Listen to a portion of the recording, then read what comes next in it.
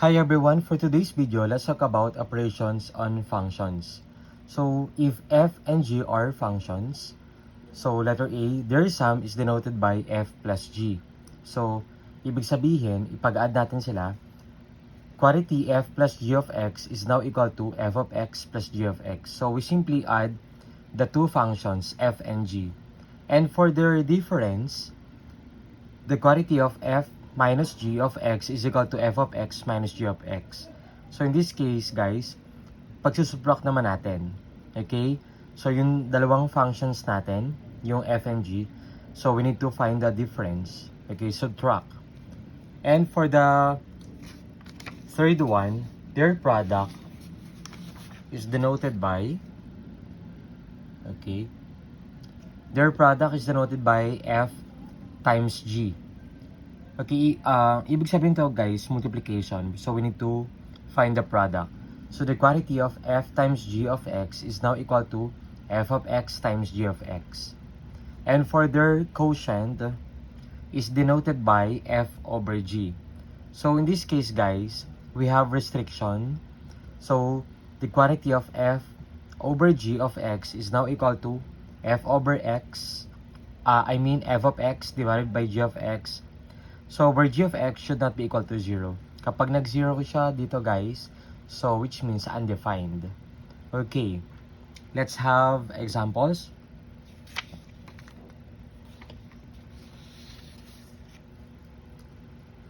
Example number 1 tayo guys. Yan. Let f of x is equal to 2x plus 3 and g of x equals 5x minus 4. So, we need to find the following, yung apat na operations natin. Okay, for letter A, the quantity of f plus g of x, diba guys, kanina in-explain natin. So, this becomes f of x plus g of x. Okay, ang gagawin lang natin dito guys, ipag-add natin yung dalawang given na functions. Okay, sulat natin. So, yung f of x natin dito guys, ito, yung f of x natin, ito siya, 2x plus 3. So, maglagay tayo ng parenthesis para hindi tayo marito, 2x plus 3. Of course, plus, yan. Yung g of x natin dito ay 5x minus 4. So, 5x minus 4. Yan. And then, afterwards, we need to combine like terms or the similar terms. Paano ba tayo nag-a-add ng similar or like terms? Make sure magkaparehas tayo ng variable at magkaparehas ng exponent. Kapag magkaiba ng exponent, okay, pero the same variable, hindi pa rin sila pwedeng ipag-add or ipag-subtract. Dapat, yung two conditions natin doon, magkaparehas ng variable at magkaparehas ng exponent. Kung may exponent na 2, at ito ay 3, do not add. Or ganun din sa subtraction. Okay? Hindi siya pa pwede. Okay, since magkapares ng variable and same exponent na may 1 tayo dyan. Okay? Kahit magkaiba sila ng numerical coefficients, those are the like terms. Okay, so we need to add 2x plus 5x equals 7x na. Okay, so positive 3 plus negative 4, that is equal to negative 1. So, the answer is minus 1 or negative 1. So, meaning, yung f plus g of x natin, guys, is equal to 7x minus 1. Ganun lang kasimple. Okay. Next, how about for letter B? Subtraction. So, this becomes f of x minus g of x. Yan. Okay, ang gagawin natin dito, pag-subtract lang natin dalawang given na functions. So, isulat natin dito. So, yung f of x natin dito guys ay 2x plus 3. Maglagay tayo ng parenthesis ulit. 2x plus 3 minus, okay, the g of x is 5x minus 4. Ayan. And then, simplify natin. Pag-subtract natin dito guys, by the way, okay, i-distribute muna natin to para hindi tayo malito. So, that is 2x plus 3.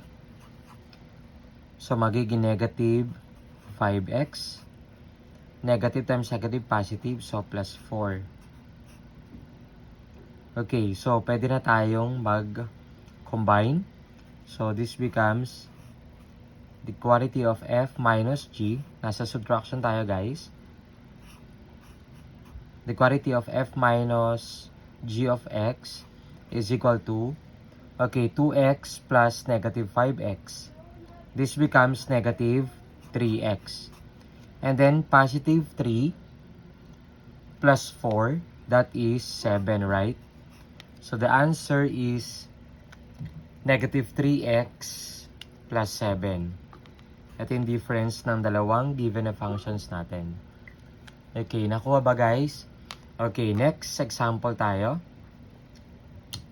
Under example number 1, letter C. Another operation which is multiplication. So, we need to find the product.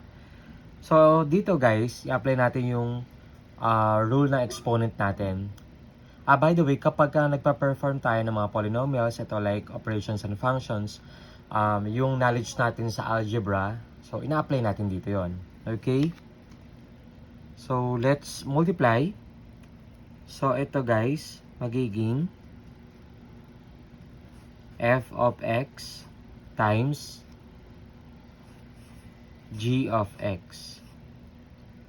Okay? So, multiply natin yan guys.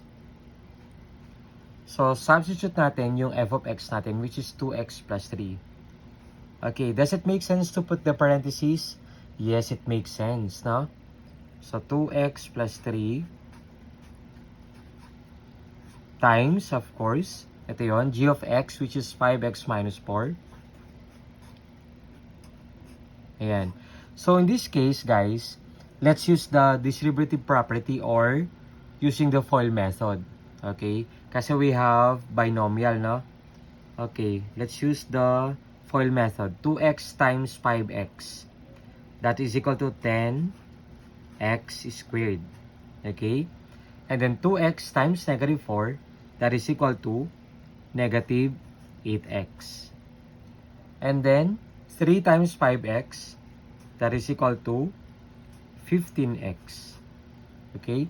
3 times negative 4 equals negative 12. Okay guys, i-review nyo yung FOIL method sa algebra. I hope nasundan nyo to. Okay, so 10x squared has no similar term. So, bring down. Just copy lang yan. Siya yung leading term natin.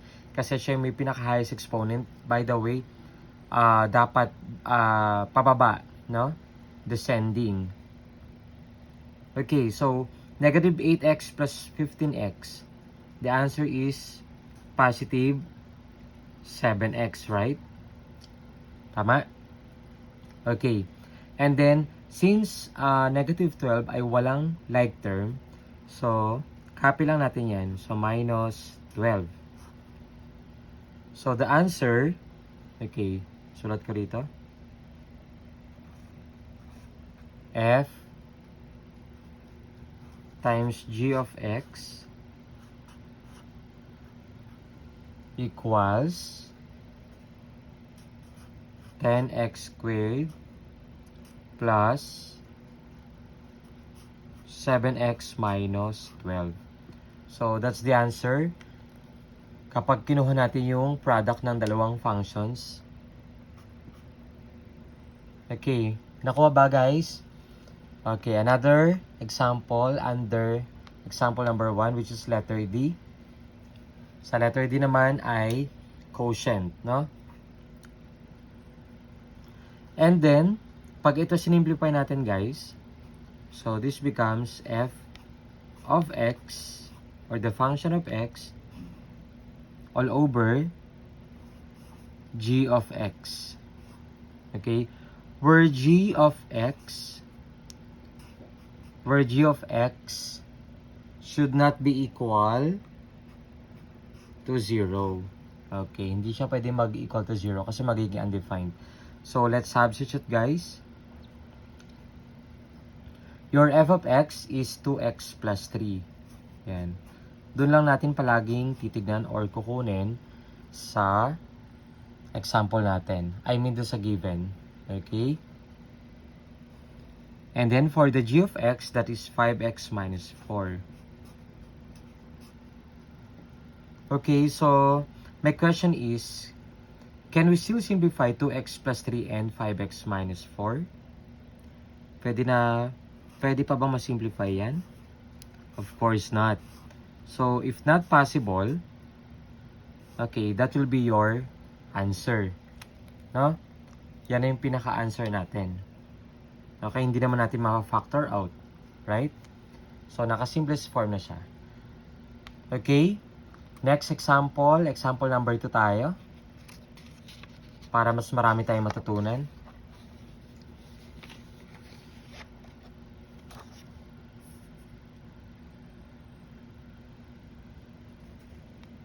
Ayan.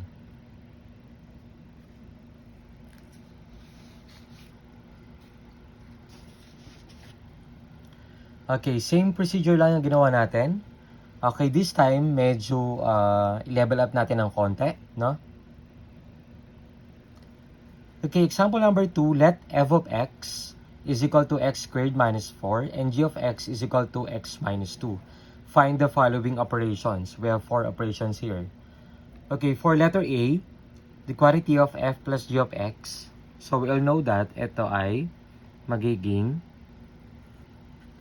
f of x plus g of x yan. Okay, so let's add. Substitute natin yung f of x, which is x squared minus 4. Ito na lang, x squared minus 4. Parenthesis tayo. Plus, of course, yung g of x natin dito guys ay x minus 2. Put the parenthesis para hindi tayo malito. Okay. As what I have mentioned a while ago, di ba sabi ko doon, kapag nag-add tayo ng like terms, make sure magkapares tayo ng variable and magkapares ng exponent. So, in this case guys, magkaiba tayo ng exponent but the same variable. So, one of the conditions failed. Hindi pa rin tayo pwedeng mag-add, no? Okay. So, sir, paano ang gagawin natin dyan? We simply copy or bring down x squared. Siya yung uunahin natin kasi siya yung may pinakamalaking exponent. And then, since ito naman ay wala, I mean may exponent na 1 dyan, so plus x, no? Plus x. And then negative 4 plus negative 2, that is equal to negative what? Negative 6. Okay? So the answer is f plus g of x is now equal to x squared plus x minus 6. So guys, yan ang sagot natin dyan. Nakuha ba? Okay. Next. Letter B example tayo. Okay, sa letter B naman ay subtraction. Okay. So, same procedure. Sige. This becomes f of x minus g of x. Ayan. Substitute lang natin guys yung f of x natin, which is the quantity of x squared minus 4 minus, of course, g of x is x minus 2. Put the parenthesis again, x minus 2. Yan. Okay, nasusundan ba ako guys? Okay, next. So, pwede ba tayo mag-subtract dito? Okay, of course, hindi. Katulad kanina sa addition, yung addition tsaka subtraction, to add or subtract terms, dapat magkapares ng variable at magkapares ng exponents. Tatandaan nyo yan guys ha. Okay, since magkaiba tayo ng exponent, do not subtract. Instead, copy. Okay, so x squared. Yan. Of course, in this case, minus x yan. Okay, negative times positive kasi. So, negative yan. Next, how about negative, ito kapag dinistribute natin to guys, itong negative, tapos ito magiging negative yan, magiging positive na rin to. Okay, so negative times negative positive. So, negative 4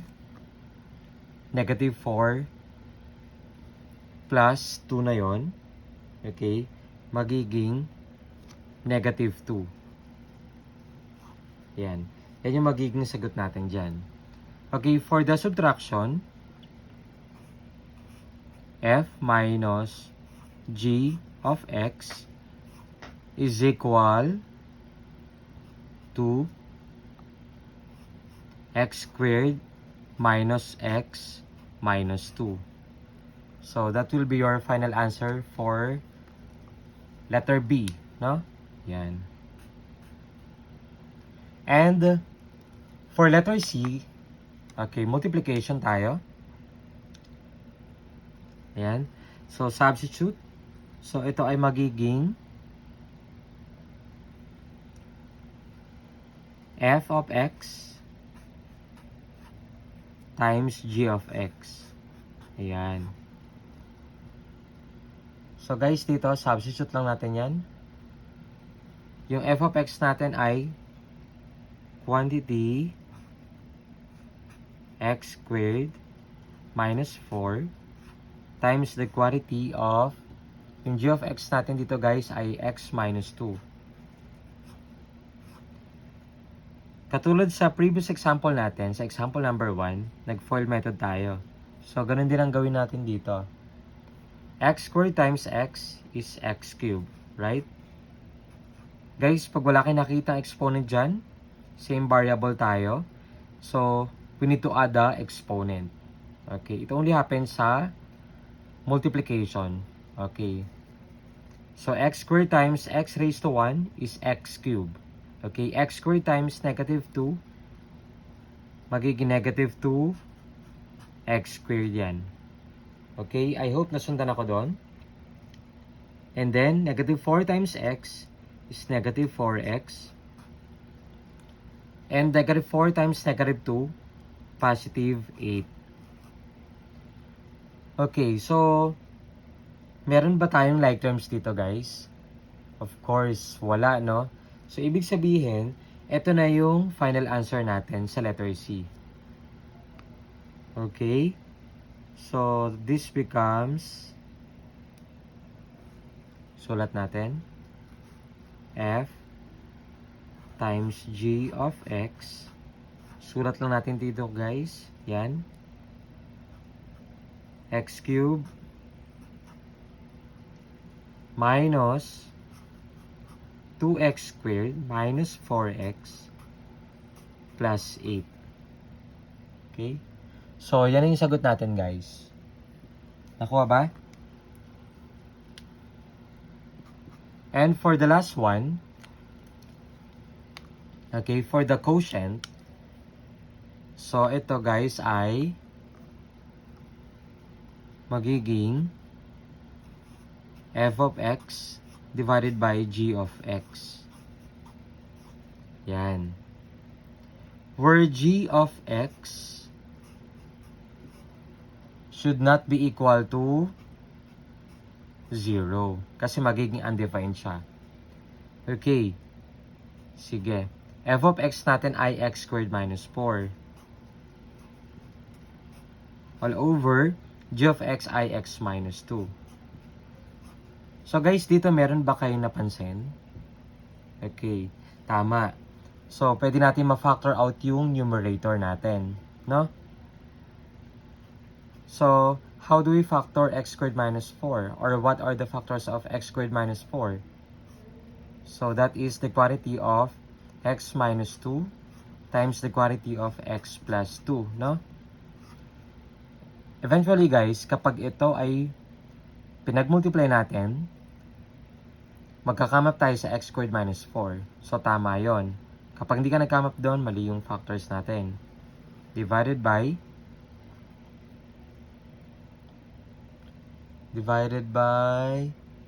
of course, x minus 2. So, dito, pwede tayo mag-cancel out, di ba? Okay. Pwede tayo mag-cancel out. So, pwede itong i-cancel out. So, we left by, what? X plus 2. So, the answer is x plus 2. Okay? So, f over g of x is equal to x plus 2.